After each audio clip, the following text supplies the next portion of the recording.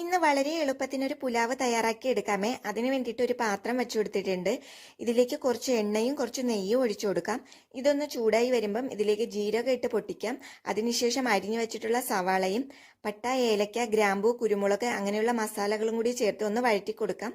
ഇതിനുശേഷം ഇഞ്ചി, വെളുത്തുള്ളി, പച്ചമുളക് ചതച്ചതും കൂടി ചേർത്ത് ഒന്ന് വഴറ്റാം. ഇതിനുശേഷം ഓരോ പച്ചക്കറികളായിട്ട് ചേർത്ത് കൊടുക്കാം. ഓരോ പച്ചക്കറികൾ ചേർത്ത് കൊടുക്കുമ്പോഴും ഒരു 2 മിനിറ്റ് വീതം ഒന്ന് ഇളക്കി കൊടുക്കണേ. ഞാനിവിടെ ഉരുളക്കിഴങ്ങ്, carrot, beans, cauliflower, green peas ഇത്രയും ചേർത്ത് കൊടുക്കുന്നുണ്ട്. ഇതെല്ലാം ചേർത്ത് ഇതിലേക്ക് ആവശ്യത്തിനുള്ള ഉപ്പും കൂടി ചേർത്ത് കൊടുക്കണം. എന്നിട്ട് ഇത് നന്നായിട്ട് മിക്സ് ചെയ്തതിന് ശേഷം ഇതിലേക്ക് ഇനി കഴുകി വെച്ചിട്ടുള്ള അരി കൂടി ചേർത്ത് കൊടുക്കാം. ഞാനിവിടെ ബസ്മതി റൈസാണ് എടുത്തിട്ടുള്ളത്. അരി കൂടി ചേർത്ത് നന്നായിട്ട് മിക്സ് ചെയ്തതിന് ശേഷം ഇനി ഇതിലേക്ക് കുറച്ച് വെള്ളം ചൂടാക്കി ഒഴിച്ചു കൊടുക്കണം. വെള്ളം ചൂടാക്കി ഒഴിക്കുമ്പോൾ അരിയുടെ മീതെ നിൽക്കുന്നവരെ വെള്ളം ഒഴിച്ചു കൊടുക്കണം. എന്നിട്ട് ഇതിലേക്ക് ആവശ്യത്തിനുള്ള ഉപ്പുണ്ടോ എന്ന് നോക്കിയിട്ട് ഉപ്പും കൂടി ചേർത്തതിന് ശേഷം ഒരു 5-10 മിനിറ്റ് ഇത് മൂടി വെച്ചിട്ട് ചെറു തീയിൽ വേവിച്ചെടുക്കാം. അതിനുശേഷം ലാസ്റ്റ് ഇതിലേക്ക് കുറച്ച് മല്ലിയില അരിഞ്ഞതും കൂടി ചേർത്ത് കൊടുക്കാം. അപ്പോൾ പുലാവ് റെഡിയാവും.